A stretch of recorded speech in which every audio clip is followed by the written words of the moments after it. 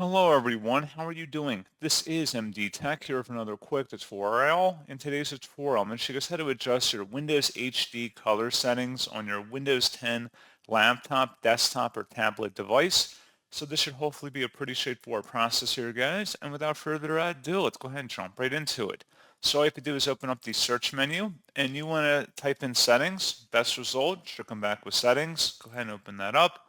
And now you want to select the system tile and then select display on the left panel. On the right side, there should be a Windows HD color setting. Get a brighter and more vibrant picture for videos, games, and apps that support HDR. Select Windows HD color settings. And then assuming that your device or monitor supports it, you will be able to adjust those settings through here. And you can see if your display matches those capability requirements, which in our case it does not. But you'd be able to modify all those settings on this page if those options were available and your monitor was compatible. So pretty straightforward process, guys. And as always, thank you for watching. I do hope that was able to help you out. And I do look forward to catching you all in the next tutorial. Goodbye.